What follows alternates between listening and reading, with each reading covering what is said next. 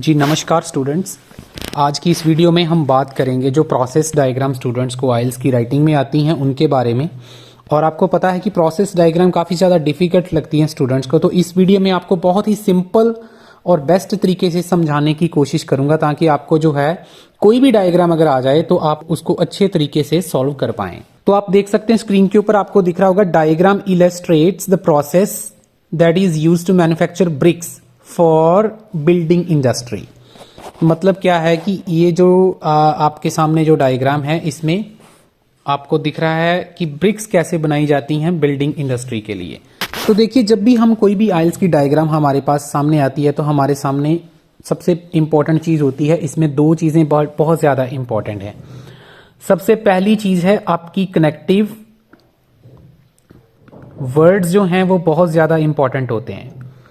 Connective words का मतलब होता है जो लिंकिंग लैंग्वेज होती है, जिससे आपकी जो डायग्राम है वो लिंक होती है अच्छे से, वो बहुत ज़्यादा इंपॉर्टेंट होती है। और दूसरे नंबर पे आपका ग्रामर बहुत ज़्यादा इसमें इंपॉर्टेंट होता है। तो कनेक्टिव वर्ड्स जो हैं वो अभी जब मैं आपको इसको एक्सप्लेन करूंगा तो साथ में आप देख सकते हो कि कौन से कनेक्टिव वर्ड्स जो हैं आपके लिए बेनिफिशियल हैं।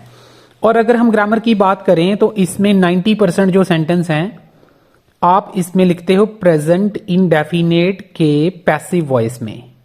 ठीक है जी, तो प्रेजेंट इंडेफिनेट के पैसिव वॉइस में आपने लिखना। प्रेजेंट इंडेफिनेट के पैसिव वॉइस का मतलब सीधा सीधा है इज या आर, डिपेंड करता है आपके सब्जेक्ट के ऊपर, और प्लस वर्ब की थर्ड फॉर्म। ये चीज आपने ध्यान रखनी है। ठीक है जी, तो हम डायग्राम को स्टार्ट करते हैं। इसको स्टार्ट करने से पहले मैं आपको थोड़ा सा इसका जो प्रोसेस है उसको पहले एक्सप्लेन कर देता हूं हिंदी में। तो देखिए यहाँ पे ये डिगर है। ठीक है, डिगर जो आपको पता जो मिट्टी जो होती है उसको वो उखाड़ने में जो हमारा मैकेनिकल टूल होता है उसको हम डिगर बोलते हैं। यहाँ पे ये क्ले आपको दिख रहा है। ठीक है, तो सबसे पहले जो डिगर है उसको क्ले को वो डिग अप करता है। उसके बाद वो जो आपका जो भी क्ले है उसको क्या किया जाता है कि उसको छोटे छोटे पीसीस में डिवाइड किया जाता है with the help of metal grid, और इसमें रोलर जो है वो इसकी असिस्टेंस देता है। उसके बाद सैंड और वाटर ऊपर से ऐड करते हैं और उसके बाद इसको दो तरीके से कटिंग की जाती है। इधर या तो इसकी वायर के थ्रू कटिंग की जाती है या फिर इसको मोल्ड के थ्रू कटिंग किया जाता है, और उससे जो है रॉ ब्रिक्स जो है आपकी रेडी हो जाती हैं। तो जैसे ही आपकी रॉ ब्रिक्स रेडी होती हैं उसको फिर ओवन में भेजते हैं और उसको 24 से लेके 48 आवर्स तक उसको ड्राई किया जाता है। उसके बाद उसको फर्दर प्रोसेस के लिए भेज दिया जाता है। यहाँ पे इसको हम किल्न बोलते हैं, और यहाँ पे इसको 200 डिग्री सेल्सियस से लेके 900 डिग्री सेल्सियस तक रखा जाता है, और उसके बाद उसको हाई टेम्परेचर के ऊपर रखा जाता है और फिर उसको ठंडा किया जाता है 48 से लेके 72 आवर्स के बीच में। फिर उसको पैक करके डिलीवरी के लिए भेज दिया जाता है।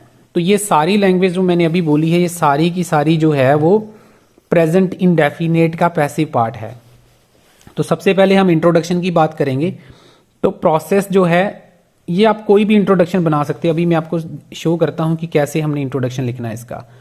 तो क्वेश्चन में हमारे पास लिखा है process that is used to manufacture bricks for building industry. इसको मैंने कैसे चेंज किया? The diagram explains the steps involved in manufacturing of bricks for building industry. तो अगर आपको जैसे जूस की डायग्राम आती है कि how orange juice is made, आपको क्वेश्चन में ऐसे लिखा है तो आप उसको भी ऐसे ही चेंज कर दोगे। The diagram explains the steps involved in production of orange juice. ठीक है जी, तो ये जो वर्ड है ये नाउन में चेंज हो जाएगा। जैसे यहाँ पे मैंने मैन्युफैक्चरिंग वर्ड यूज किया, वहां पे आप प्रोडक्शन यूज कर दोगे। ठीक है जी, मेकिंग ऑफ जूस भी आप लिख सकते हो। तो ये बहुत ही सिंपल है, कुछ डिफिकल्ट नहीं है। उसके बाद अगर हम ओवरऑल की बात करें तो ओवरऑल बहुत सिंपल होता है। आपने जो जहां से आपका प्रोसेस बिगिनिंग से स्टार्ट हुआ है वहां से आपने उसको लिखना। उसके बाद जो मेन प्रोसेस है उसके 2 स्टेप लगा के और लास्ट में आपने बताना है कि यहाँ पे ये फिनिश हो रहा है। तो जैसे ये मिट्टी को जो है वो डिग अप करने से स्टार्ट हो रहा है, उसके बाद इसकी कटिंग की जाती, कटिंग के बाद इसको ड्राई किया जाता है, ड्राई करने के बाद इसकी जो है पैकिंग करके डिलीवर किया जाता है। तो ये देखिए ओवरऑल इसी हिसाब से ही मैंने लिखा है। There are several stages, 7 stages मैंने लिखे। आप सेवरल वर्ड भी यूज कर सकते हैं। There are several stages in the process. अब यहाँ पे कोमा बहुत इंपॉर्टेंट है। बिगनिंग विद डिगिंग अप ये आईएनजी से लिखना है, आपने गलती नहीं करनी। आप इसको अगर ये लिख देते हो बिगनिंग या बिगिन्स विद ऐसे कुछ लिखते हो, that is going to be very wrong. So please be careful जब आप इसको लिख रहे हो, तो यहाँ पे आपने बड़े अच्छे से ये सारी चीजें लिखनी है, ठीक है जी। तो यहाँ पे कोमा बहुत इंपॉर्टेंट, उसके बाद beginning with digging up clay, अब उसके बाद बीच में कौन से प्रोसेस से वो गुजरा, तो रनिंग थ्रू, कटिंग, ड्राइंग, और यहां पे कॉमा देके और उसके बाद थोड़ी सी स्पेस देनी, फिर लिखना है and culminating in delivering to the customer. बस ये आपका ओवरऑल बन जाएगा। और अगर हम बात करें कि ये प्रोसेस कहां से स्टार्ट हो रहा है, तो टू बिगिन विद, ये मैंने आपको पहले बोला था कनेक्टिव वर्ड्स बहुत ज्यादा इंपॉर्टेंट है, तो टू बिगिन विद से आप स्टार्ट कर सकते हो या टू बिगिन से भी स्टार्ट कर सकते हो।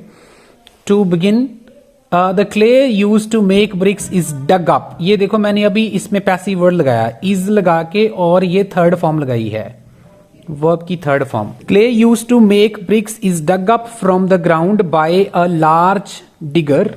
दिस क्ले, अब ये फिर से पिछले वाले के साथ कनेक्ट कर रहा है मेरा sentence. This clay is then placed into on to a metal grid which is use to break up the clay into small pieces with the help of ruler. तो आप देख सकते हैं कि इसके बाद इसको इसके ऊपर रखा जाता है, प्लेस किया जाता है, इसकी मदद से इसको छोटे छोटे पीसीस में जो है वो डिवाइड करते हैं, और रोलर जो है इस चीज में इसकी असिस्टेंस देता है, मदद करता है। उसके बाद हम लिखेंगे फॉलोइंग दिस, अगेन ये एक कनेक्टिव वर्ड है। Following this sand and water are added, ये फिर से बहुत इंपॉर्टेंट चीज है, third form passive language. To the clay and this mixture is turned into bricks by either placing it into a mould और using a wire. तो जैसे मैंने आपको पीछे बताया था कि ये दो प्रोसेस के थ्रू इसकी कटिंग की जाती है, एक प्रोसेस वायर कटिंग वाला है और दूसरा मोल्ड वाला। तो इसको ब्यूटीफुल बनाने के लिए हमने ईदर और का यूज किया है, तो आप भी ऐसे ही यूज कर सकते हैं। तो either placing it and the mixture is turned into bricks by either placing it into a mould और यूजिंग अ वायर कटर, ठीक है। उसके बाद हमने फिर से एक कनेक्टिव वर्ड यूज किया नेक्स्ट।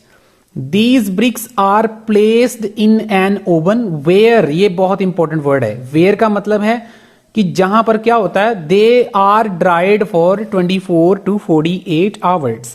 तो मतलब ब्रिक्स जो हैं उनको एक ओवन में रखा जाता है, ये वाले में, और इस ओवन में 24 से लेके 48 आवर्स तक इसको जो है वो ड्राई करते हैं। यही वाला सेंटेंस मैंने इसमें लिखा है।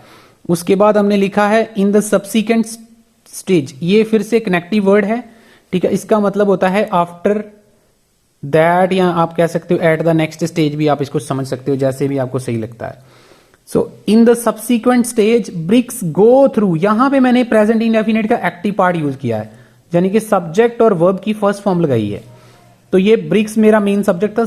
BRICS go through at bricks go through a heating and cooling process, ठीक है। यहां पे आप देख सकते हैं कि फिर उसके बाद ब्रिक्स जो हैं जब ड्राई हो जाती हैं, तो यहां पे देखिए ये दोनों पार्ट जो हैं उसको मतलब हीट करने के लिए हैं, और ये कूलिंग चैम्बर है, ठीक है जी। तो मतलब they are heated in a kiln at moderate before keeping them at a high temperature ranging from 200 to 1300 degree Celsius. So ये वाला बिफोर वाला स्ट्रक्चर भी बहुत ज्यादा इंपॉर्टेंट है, इसके आपका सेंटेंस का जो ग्रामर का स्ट्रक्चर है वो कॉम्प्लेक्स बनने वाला। तो मतलब क्या है कि उसके बाद उनको हीट अप किया जाता है मॉडरेट टेम्परेचर पे before keeping them at high temperature, ठीक है जी। मतलब कि हाई टेम्परेचर में जाने से पहले, ये वाला हाई टेम्परेचर है, इसमें जाने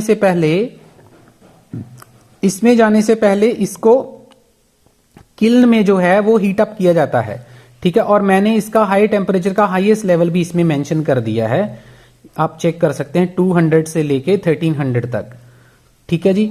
उसके बाद मैंने इसको फिनिश करने की बजाय मैंने यहां पे फॉलोड बाय, ये कॉमा बहुत इंपॉर्टेंट है, followed by a cooling process in A chamber for 2 to 3 days, 2 से 3 दिन के लिए इसको कूलिंग चैम्बर में रखते हैं, ठीक है। और फाइनली ये मेरा लास्ट सेंटेंस है, फाइनली ब्रिक्स आर पैक्ड, ये देखिए passive language, are packed and delivered. दोबारा आर लिखने की जरूरत नहीं है, एक बारी लिख दिया तो दो वर्ब आपकी जो है काम करेंगी। Bricks are packed and delivered to their destinations, ठीक है जी। तो ये आप देख सकते हैं कि उसके बाद इसकी पैकिंग होती है। तो पैकिंग होने के बाद इसको जो है डिलीवर किया जाता है जहां पे भी इनको भेजना होता है। ठीक है जी, तो इस तरह से जो प्रोसेस है वो कंप्लीट हो जाता है। तो बहुत ही सिंपल है। और इसकी अगर मैं वर्ड्स की बात करूं, इसके 162 वर्ड्स हैं। ठीक है जी, तो बहुत ही सिंपल प्रोसेस है। अगर आपको ये मेरा वीडियो अच्छा लगा है तो प्लीज चैनल को जरूर सब्सक्राइब कर लीजिए और लाइक तो कर ही दीजिए इस वीडियो को, और अपने फ्रेंड्स तक भी शेयर कर दीजिए और ग्रुप्स में, ताकि उनको भी इस चीज का बेनिफिट मिल सके। और इस चैनल के ऊपर आपको रोज नई लिसनिंग मिलती है प्रैक्टिस करने के लिए। हम लोग उसमें कंपटीशन देते हैं, आप लोगों को चैलेंज देते हैं, तो आपको बहुत मजा आता है उस चीज में। बहुत सारे स्टूडेंट रिस्पॉन्ड करते हैं। तो चैनल को जरूर सब्सक्राइब कर लीजिए। रिव्यू की वीडियोस आपको मिलती रहती हैं।